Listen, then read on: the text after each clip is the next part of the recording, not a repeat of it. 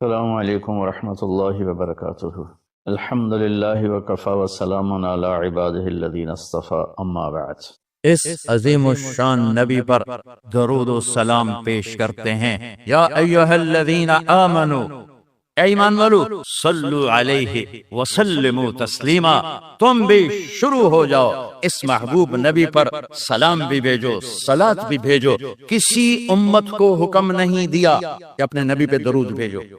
موسیٰ علیہ السلام بڑے نبی ہیں، ابراہیم علیہ السلام بڑے نبی ہیں، نوح علیہ السلام بڑے نبی ہیں، عیسیٰ علیہ السلام، یہ 4 بڑے نبی ہیں۔ ان کی امتوں کو نہیں کہا اپنے نبی پہ درود پڑھو، ہمیں کہا کہ میں رب ہو کر درود پڑھتا ہوں، میرے فرشتے پڑھتے ہیں، تم بھی پڑھو۔ ایک یصلون کا ایک خوبصورت مطلب آپ کو بتاؤں کہ یصلون کا جو ڈائی ہے، یفاعلون، یفاعل، یفاعل، یہ ڈائی ہے، اس میں لفظ ڈھلتا ہے۔ جو لفظ یفعل یفعل کی ڈائی میں ڈھلتا ہے، اس میں تکرار کا مطلب پایا جاتا ہے، بار بار اس میں مطلب پایا جاتا ہے۔ یصلی فاعل، یصلی یفاعل، یصلون یفاعلون۔ میرا اللہ کہہ رہا ہے کہ میں اور میرے فرشتے اس عظیم الشان نبی پر درود پڑھتے ہیں اور پڑھتے رہتے ہیں اور پڑھتے رہیں گے۔ صرف پڑھتے ہیں نہیں ہے، اس لیے میں نے کہا یہ ڈائی ہے، فعل یفعل، اس میں جو لفظ آئے گا اس میں تکرار کا معنی آئے گا۔ لہٰذا اے ایمان والو، صلو، فاعلو، وہی لفظ پھر آیا کہ تم بھی بار بار اپنے نبی پر درود پڑھتے رہو، پڑھتے رہو۔ ایک دور آئے گا ہم ایمان والے مر جائیں گے اور صرف دنیا کافروں سے بھر جائے گی، پھر اللہ اور اللہ کے فرشتے یصلون کے لفظ کا تقاضا ہے، وہ پڑھ رہے ہوں گے، پڑھ رہے ہوں گے، پڑھ رہے ہوں گے۔ پھر ایک دور آئے گا کہ اللہ قیامت کا دھماکہ قائم کرے گا، تو انسان بھی مر جائیں گے، کافر اور فرشتے جبریل میکائیل سب مر جائیں گے، صرف اللہ رہ جائے گا۔ اللہ، اللہ، میرے رب کی قسم، لفظ یصلون کے اندر یہ مطلب شامل ہے کہ پھر اللہ اکیلا اپنے نبی پہ درود پڑھتا رہے، پڑھتا رہے، پڑھتا رہے۔ آپ وہ جنت بنا سکتے ہیں جو کوئی بھی نہیں بنا سکتا۔ میں نے شروع میں جو بات شروع کی تھی کہ ایک وی آئی پی جنت فردوس، اس میں ایک وی آئی پی جنت ہے، وی آئی پی میں وی آئی پی جنت ہے۔ اس وی آئی پی جنت کی بتانے لگا تھا کہ اللہ کیسے دیدار کرائے گا، کیسے کلام سنائے گا۔ جب اللہ کے نبی اپنا کلام سنا چکیں گے، پھر اللہ تعالیٰ فرمائیں گے اس سے اچھا سنو، کہیں گے یا اللہ کیا کہ تمہارا رب رضوان پردے ہٹاؤ، ایسے پردے ہٹیں اور اللہ سامنے آئیں گے۔ اب اللہ قرآن پڑھیں گے، قرآن اپنا قرآن پڑھیں گے۔ اچھا، پہلے جو آواز چل رہی تھی جنت کی لڑکیاں، داؤد علیہ السلام، محمد مصطفیٰ صلی اللہ تعالی علیہ وسلم، تو 7 جنت کا ساز چل رہا تھا، ساز۔ لیکن جب اللہ اپنا کلام سنائیں گے، اس کو ساز کی ضرورت نہیں، ساز سہارا دیتا ہے، سہارا ضرورت نہیں، لہذا سارے ساز آواز خاموش۔ پہلے آپ صرف کانوں کے سسٹم سے سن رہے تھے اور آپ مست ہو رہے تھے، آپ جنت بھول رہے تھے، اللہ کے نبی کی سن کر اپنا آپ بھول رہے تھے۔ لیکن جب اللہ سامنے آئے گا اور اپنا کلام سنائے گا، تو آپ کے جسم میں جتنے سیل ہیں، ہر سیل کا کان والا سسٹم اللہ آن کر دے گا، اور 10 خرب سیلز سے آپ اللہ کی آواز اپنے روح میں اترتا محسوس فرمائیں گے۔ اور جب اللہ کی آواز روح میں اترے گی، پھر کچھ یاد نہیں رہے گا، کچھ نہ تمنا نہ طلب۔ جب اللہ تعالیٰ خاموش ہوں گے تو کہیں گے اللہ مہربانی کر، زدنا زدنا۔ اللہ کہیں گے واپس اگلے جمعے، نہیں یا اللہ جنت نہیں چاہیے، زدنا، اور ہو۔ اللہ کہیں گے وہ تمہاری حوریں، اس محفل میں ایمان والے مرد بھی ہوں گے، عورتیں، جنت کی حوریں اپنے محل میں ہوگی یا نہیں ہوگی، تو وہ کہیں گے، اللہ تعالیٰ فرمائیں گے وہ تمہاری حوروں کی شکایت آئی ہے، استخنا الی اہلنا، ہمارے ویڑے سنجی ہو گئے، یا اللہ ساڑھے 11 والے واپس کر لا۔ تو وہ کہیں گے ہمیں حوریں نہیں چاہیے، بس آپ چاہیے۔ تو اللہ کہیں گے اچھا ایسا کرو، ادھر بھی جانا ادھر بھی آنا، جمعے آ جایا کرنا، یہ محفل ہوا کرے گی، جمعے ہر جمعے یہ محفل ہوگی۔ لیکن وہ وی آئی پی جنت الفردوس، انہیں جمعے کا انتظار نہیں ہوگا، وہ صبح بھی اللہ کا دیدار کریں گے، شام بھی اللہ کا دیدار کریں گے۔ شعبان کا مہینہ چل رہا ہے اور رمضان کی آمد ہے۔ اللہ کے محبوب صلی اللہ تعالی علیہ وسلم رجب جو پچھلا مہینہ گزرا ہے، اسی سے ہی رمضان کے لیے ذہن سازی شروع فرما دیتے تھے اور یہ دعا مانگتے تھے، اللہم بارک لنا فی رجب و شعبان وبلغنا رمضان۔ اور ایک روایت میں بارک لنا فی رمضان بھی ہے کہ اللہ ہمارے رجب اور شعبان میں برکت عطا فرما اور ہمیں رمضان کا مہینہ نصیب فرما اور ہمارے لیے اس کو بابرکت فرما۔ اور شعبان میں آپ کثرت سے روزے رکھتے تھے، اور اس میں 15 شعبان کے بارے میں اس کے فضائل موجود ہیں احادیث پاک میں۔ اور فیہا یفرق کل امر حکیم امرا من عندنا انا کنا مرسلین، سورہ دخان کی یہ آیت ہے شروع کی، حامیم الکتاب المبین انا انزلناہ فی لیلۃ مبارکۃ۔ تو بعض مفسرین اس سے 15 شعبان لیتے ہیں اور کچھ لیلۃ القدر لیتے ہیں۔ تو 15 شعبان کے روزے کا اہتمام یہ ہر دور میں اللہ کے نیک بندے اس کا اہتمام فرماتے رہے، اور حدیث پاک میں بھی اس کی فضیلت آتی ہے۔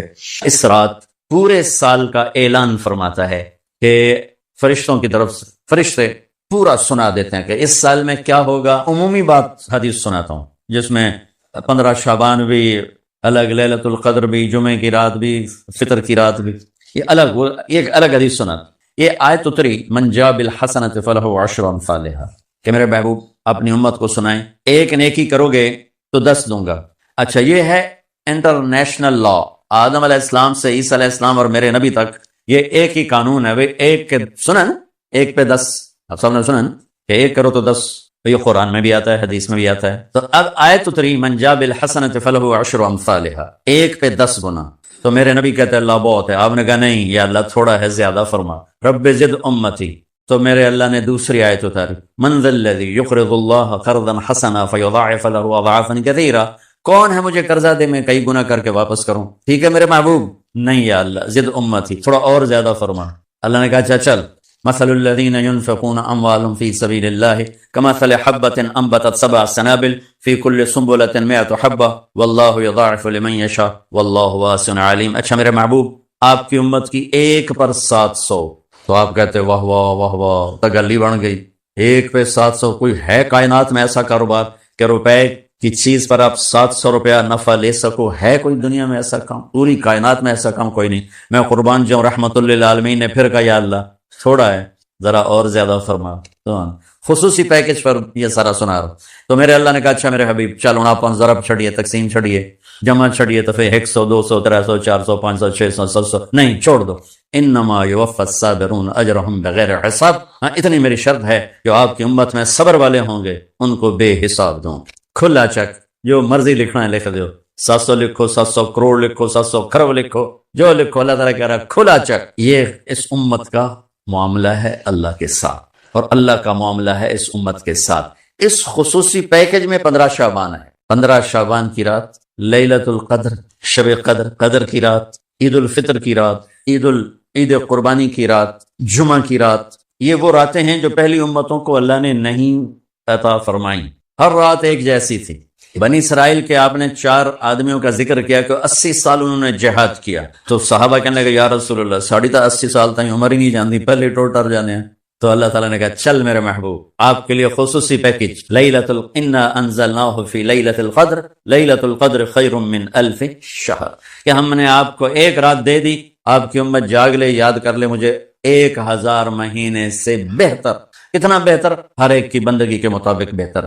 اسی میں سے لیلۃ نصف شعبان، 15 شعبان بھی ہے، اور اس رات کو میرے نبی کی صبح کو روزہ رکھتے تھے، اور اس روزے کی فضیلت یہ ارشاد فرمائی کہ 15 شعبان کا روزہ پچھلی 15 سے اس 15 کے درمیان جتنے گناہ ہوتے ہیں سب کی معافی کروا دیتے۔ ایک دن کا روزہ پورے سال کے گناہ معاف فرما دیتے۔ دوسرا 15 شعبان میں اللہ کے ہاں تو سب کچھ موجود ہے، لکھا ہوا ہے، لیکن جیسے گورنمنٹ بجٹ پیش کرتی نا پورے سال میں، یہ ہوگا یہ ہوگا یہ ہوگا یہ ہوگا، چیزوں کے ریٹ اور باقی ساری چیزوں کا اعلان ہوتا ہے، اسی طرح میرا اللہ اس رات پورے سال کا اعلان فرماتا ہے کہ فرشتوں کی طرف سے فرشتے پورا سنا دیتے ہیں کہ اس سال میں کیا ہوگا، کہاں بارش ہوگی، کہاں نہیں ہوگی، کہاں امن ہے، کہاں جنگ ہے، کہاں بیماری ہے، کہاں صحت، کون کیسا وقت گزارے گا، کب مرے گا۔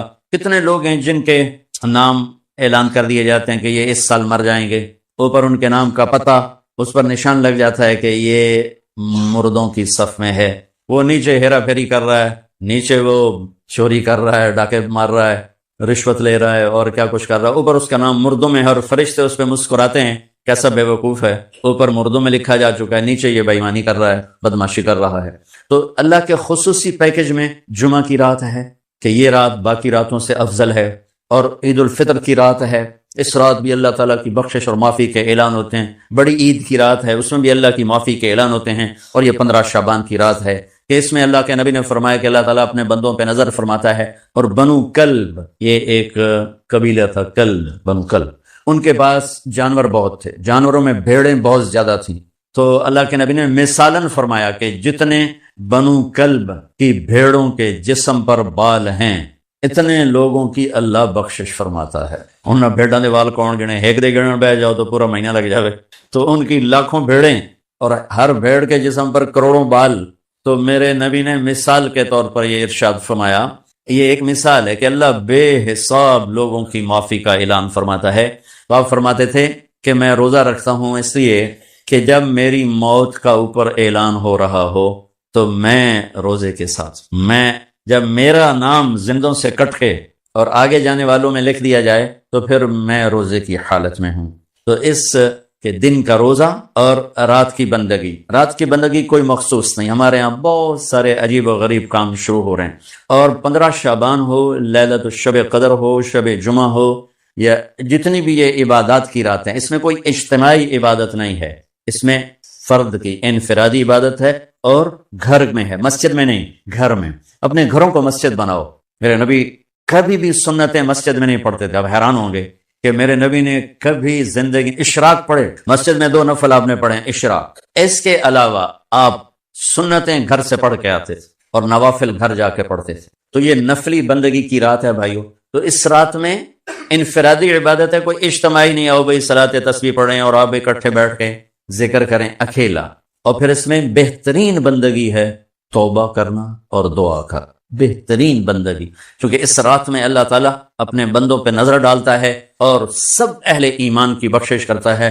اللہ کی بارگاہ میں کچھ گناہ کی کوئی حیثیت نہیں. توبہ کر لو، شرک بھی ہے 1000 سال کا، توبہ کر لے یوں معاف، یوں معاف، 1 سیکنڈ میں معاف. توبہ نہ کریں تو پھر کام خطرناک ہے، توبہ کر لے تو شرک بھی معاف ہے. تو اس رات کی برکتوں میں، رحمتوں میں ہم توبہ کریں اپنے گناہوں پر. ہم نیکیاں بھی گناہ ہیں ہمارے.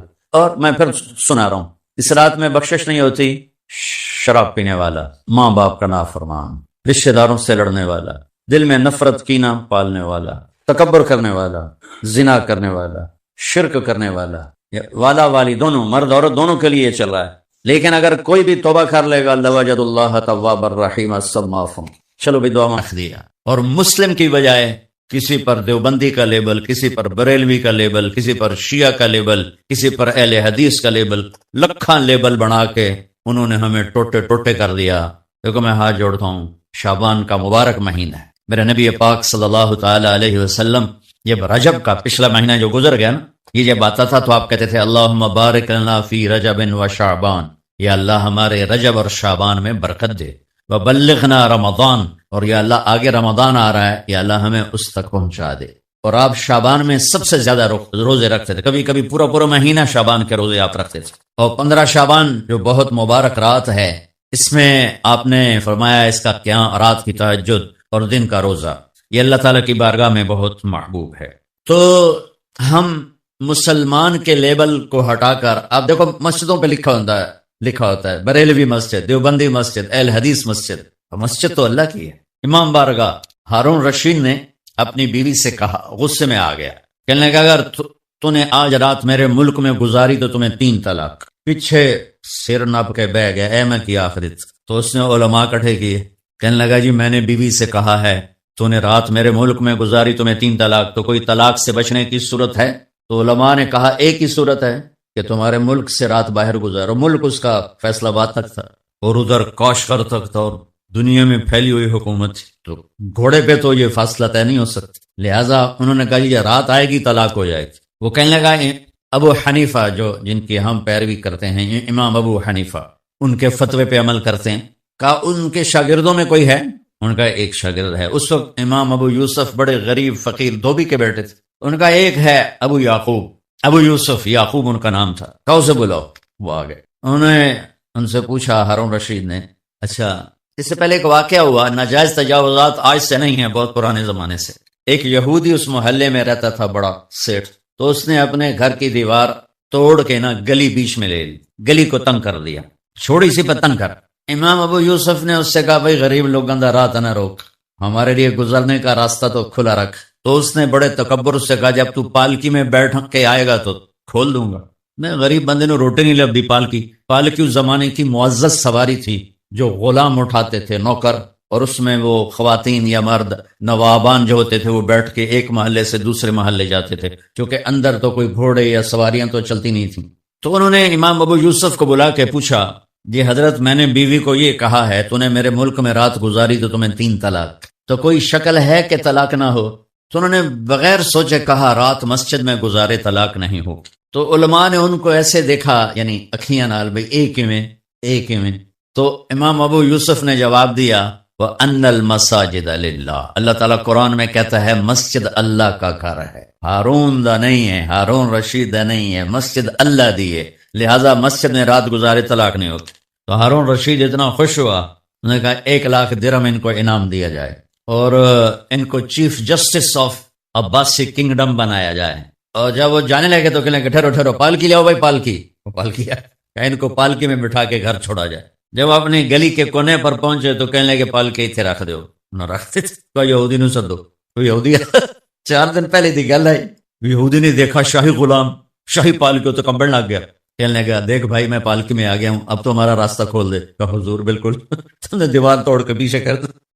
بھائی ہم مسلم ہیں، ہم مومن ہیں، ہاں اس امت میں عقائد کا بھی اختلاف ہے، اعمال کا بھی اختلاف ہے، لیکن اس کا مطلب یہ تو نہیں ہے کہ یہ بھی کافر وہ بھی کافر۔